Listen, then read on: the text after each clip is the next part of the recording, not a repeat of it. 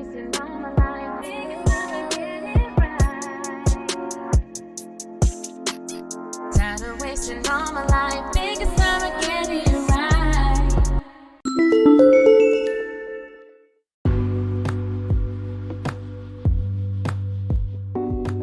you're following me on Facebook, you may recall I just recently released a new blog titled Navigating Life's Gray Areas. In a world of contradictions, what guides your decisions? I did this because I noticed that whether it was family, friends, spiritual leaders, or even just the internet, it seems like there's so much advice out there, so many different sayings to live by, mantras. And I don't know about you, but too many times I find myself scratching my head like, whose advice do I take? Which of these mantras are actually effective? And is everything really just black and white? Well, to explore this further, I compiled some popular sayings that contradict one another.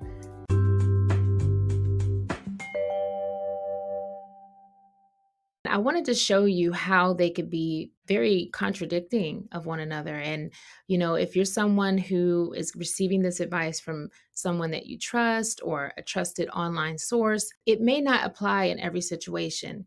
And I just wanted to show how, with so many people, especially our young people online these days looking for guidance, it could be very confusing. I mean, I know for myself, it made me just realize that while I do have discernment and I do very well apply, what fits to my life and whatever doesn't, I just leave it. But not everybody has developed that skill. And so I thought I would just highlight just how confusing this can be, considering there's so much content online today.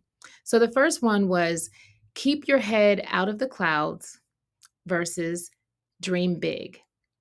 So you may have heard somebody say that, a person's head is always in the clouds.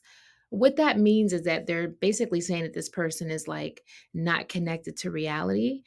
And on the other hand, you hear people saying dream big and or your dreams aren't big enough. And this really just encourages people to set their goals high. One of my favorite motivational speakers, Les Brown, he has a famous quote. You've probably heard it. Shoot for the moon. Even if you miss, you will land among the stars. And most entrepreneurs like myself live by this. We push ourselves to go further. For me, it's just a way to continuously grow and to always have something more to aspire for. Well, is it fair to just dismiss people who are big dreamers? Well, this is an example of how contrasting advice can cause you to become perplexed.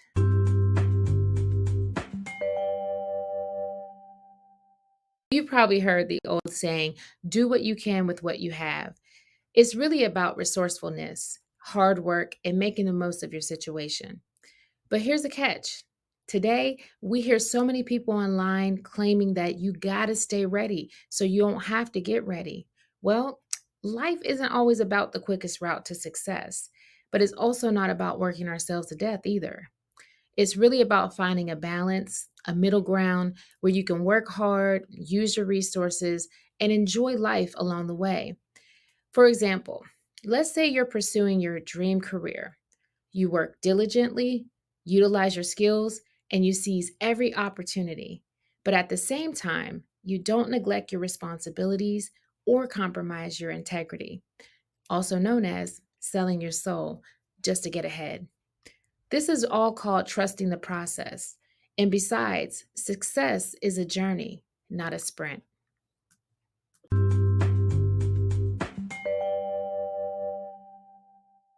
Don't be afraid to ask for help versus don't ask for any handouts. This is such a paradox to me. How do you build up the courage to ask for help without feeling or being perceived as though you're looking for a handout? Look, the reality is everybody needs somebody, and not just anybody or everybody will be able or willing to help, but there's always somebody that will and without expecting anything back. See, we all need support and assistance from time to time, whether it's personal or professional. Imagine you're starting a new business. You reach out to one of your mentors or you start networking with some experienced entrepreneurs seeking guidance. See, that's asking for help. But asking someone to help with your bills while you put in zero effort towards your situation, well, that's seeking a handout.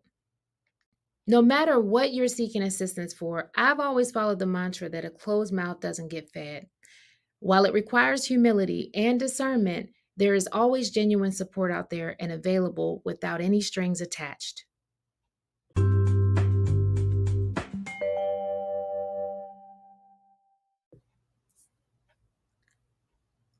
Stay true to yourself versus get out of your own way. Picture this: you're an up and coming singer songwriter embarking on creative horizons. Sound familiar? Staying true to yourself would mean embracing your unique voice, staying authentic in who you are, and honoring your personal beliefs. However, one of your industry peers suggests that you need to get out of your own way if you want to succeed. Ouch. Meanwhile, this person hasn't actually succeeded themselves. Does this not sound like a lot of influencers we see online today? Advising everybody not to be scared, take risk, and oh yeah, buy their new online course. Meanwhile, the only risk they've taken is scamming you into thinking that their course was actually based off of their own journey and success. Hmm. Sure, getting out of your own way does mean you have to step out of your comfort zone. You have to embrace new techniques and you've got to push boundaries. But it should be done in a way that is not fraudulent. Yes, scammers, I'm talking about you. It should also align with your most authentic self. So, staying true to yourself doesn't mean stopping your evolution, but it's really about finding a balance between your core values and beliefs while still being open to growth and improvement.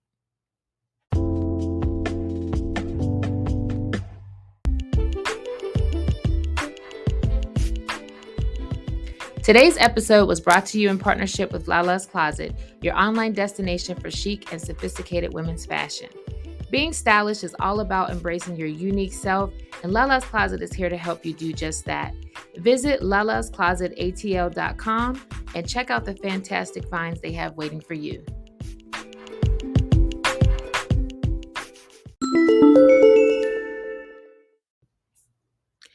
Move in silence versus find an accountability partner or a mastermind group. So, moving in silence, as we all know, is all about keeping your plans, your vision under wraps so that potential naysayers and negative influences don't derail you. You know, it encourages you to be independent, it's self-motivation and but on the other hand, finding an accountability partner or a mastermind group emphasizes the benefits of having external support and the idea that sharing your goals can make you more likely to achieve them. While it may seem like these two pieces of advice are contradictory, they actually complement each other when applied thoughtfully. So, moving in silence can help you build a solid foundation for your goals, ensuring that your commitment is unwavering. And once you've established your path, then finding an accountability partner or group that you can trust can provide you with the necessary encouragement and structure to keep you on track. So the key here is, as with most advice, use your discernment. Know when to keep your ambitions to yourself and when to seek external help. Whatever you decide to do, don't go around sharing your vision just for the sake of sharing or for validation.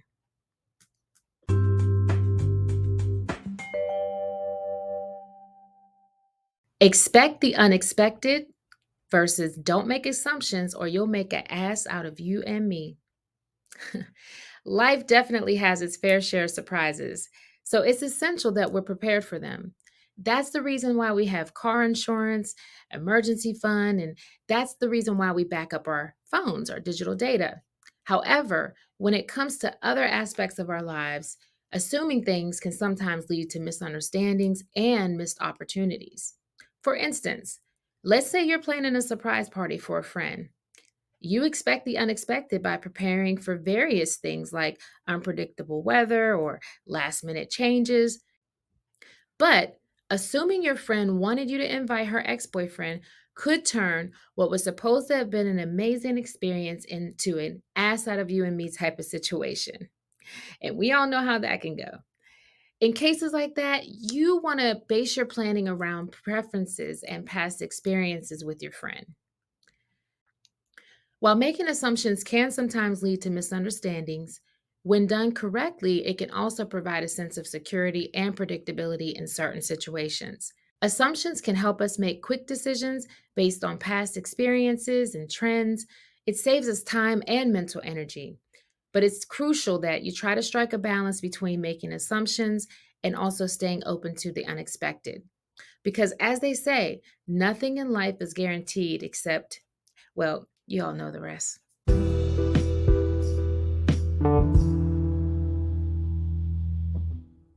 We've all heard the saying, it takes a village to raise a child. And it truly does, in a sense. It emphasizes the role of the community and support in nurturing the next generation.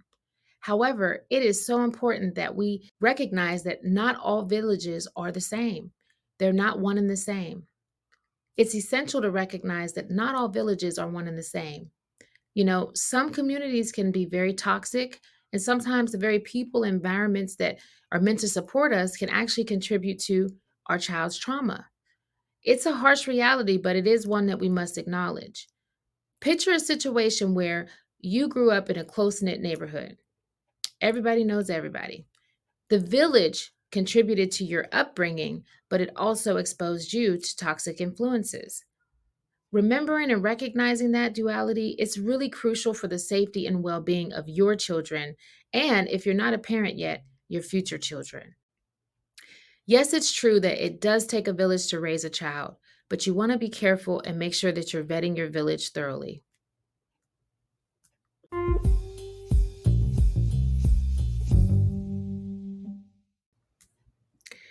Don't be a victim versus work on your healing. So, sitting in a victim mentality is when a person continues to replay traumatic events over and over, or they allow a traumatic event to guide their actions, dictate their future, pretty much let it define them. And I myself, I've been through many traumatic events in my life. And surely, there are times when I will reflect back on situations, but through therapy, I've been able to equip myself with tools, and one of those is journaling. Another one is singing. These are just ways that I have an outlet. If I do feel something from, a past trauma, I have a way to process it. If you don't have a process, established, you don't have an armory of tools. It could even be, reaching out to someone that could be part of your arsenal of tools. But essentially, if you sit in that mindset and you allow it to dictate you, ultimately it could define you and it will affect the way that you approach life. So when you hear people say, don't be a victim, they're essentially saying, that event has passed. It's not happening anymore. So don't allow that to become, your identity. And so there comes in work on your healing. Now, I do want to just point out that if a person is in a victim mindset, it's very possible that that person may still be being victimized. They may be in an abusive relationship. They may be at a toxic workplace. They may be, in a dysfunctional family. Whatever the case is, sometimes a person that you may see as having a victim mentality may actually still be, being victimized. And so the key to that is to first for that person to get out of that situation, because you're not able to start your healing until you've actually ended the victimization, gotten out of that. And this is the same for, I think I did mention domestic violence. That's so important. Um, so working on your healing, that is something that you do to equip yourself with the tools so that when you have those moments of reflecting on that traumatic event, you've got, an arsenal of tools that you can go to that will help you through that. But having those in place, it allows you to not sit in that moment. Sure, you're not going to forget those things, but the key as a part of your healing journey is that as you heal, your perspective about that traumatic event changes. If you continue to view that event the same as you did when it happened, well, that means you're not actually healing. So if you have anything that you've gone through and you want to know, am I being a victim? Am I still holding on to victim mentality? Then you need to ask yourself, do you still view the perpetrator? Or do you view whatever was the triggering factor of that event? Do you still view that in a negative way? As you heal, part of that healing is being able to release all the negative energy and hurt and pain associated with it and not holding on to it. Because when you do, you're allowing that perpetrator or that situation to continue to hurt you and to have power over your life. So that is so critical. Before you start your healing, you have to get out of the situation. And once you start working on your healing, be careful who you share your situations with, because some people will view you just sharing a situation with them as you still having a victim mentality. Nobody has a right to label you a victim. And even if you are still being affected by that situation, anybody that's going to point the finger and call you a victim instead of actually allowing you to vent, and because that might be part of your healing process, talking about it, right? So just be mindful that that individual may not be the support that you really need, and you may need to reassess and replace if necessary.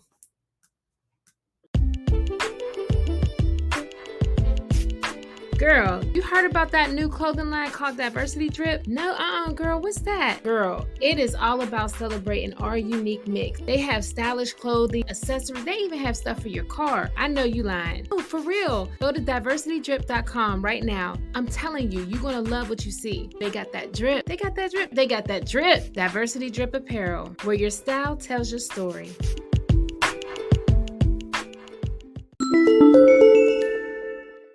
Give it your all versus don't put all your eggs in one basket. Giving your all in a relationship, it means you're fully invested. And same goes for anything in life that you're pursuing, whether it's a job or a project. You want to put your all into it. We hear that so often. And that just really means that you're attentive, you're caring, you're committed, you are dedicated, which is all great. But as we all know, great things don't last forever, which is probably where don't put all your eggs in one basket comes from. When people say that, what they mean is don't make your whole life revolve around just that one person or thing.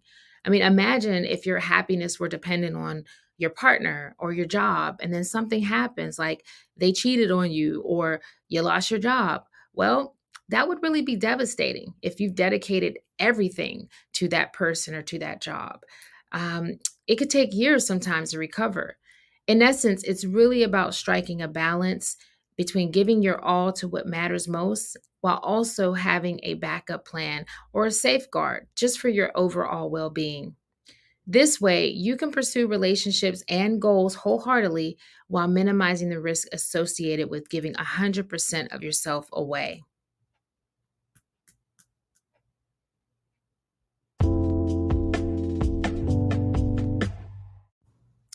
Live in the present versus don't forget where you came from. If you're anything like me, you might be thinking, how am I supposed to live in the present and reminisce about where I came from? Or how am I moving forward if I keep looking back? What if my past is traumatizing? So, all these questions are valid. And if your past is marked by trauma or painful experiences, I get it. Remembering where you came from, sometimes it can be painful. It might be the last thing that you want to do. And if that is the case, then your healing may involve distancing yourself from those traumatic memories, and you may need to seek professional help to cope with them. We all have memories that we wish we could erase, and that's why it's a delicate balance between acknowledging the impact of our past, the good and the bad, but not dwelling on it. It's about being mindful. It's about being mindful, being fully present, and finding joy in the immediate experiences that life has to offer, but without forgetting what has actually shaped us and molded us.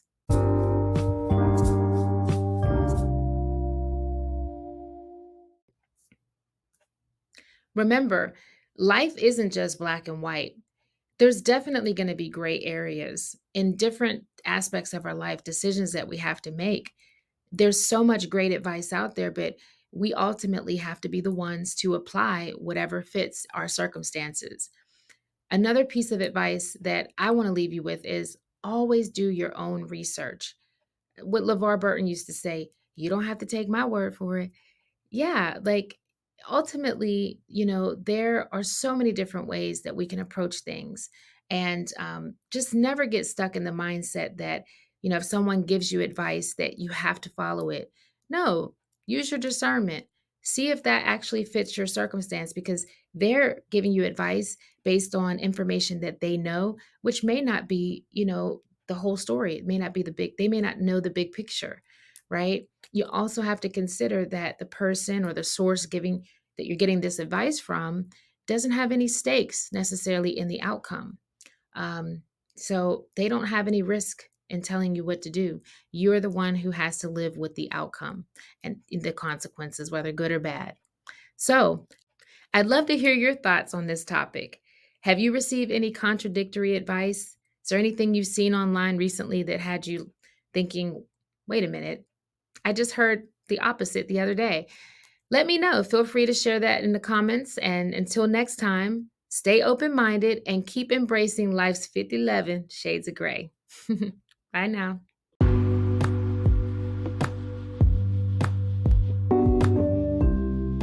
You might have noticed some audio hiccups, a couple ums, and maybe some choppy moments in this episode. But you know what? That's all part of the process, and learning and growing is the name of the game here. So as we move forward, I will fine-tune my podcasting skills and my episodes will become better, polished, and they'll be longer. Actually, they will be sometimes 30 minutes, maybe even stretching to an hour in some cases, depending on how many guests we have. Today's episode was just a sneak peek, and I wanted to give you all a teaser of what's to come. I know I've been promising you all that I was going to bring the podcast back. This is one of my babies. I'm very passionate about it. This is a platform that I really want to use to advocate and just be purposeful in the world. So keep an eye out for more episodes coming your way soon. Till then, stay pretty purposeful.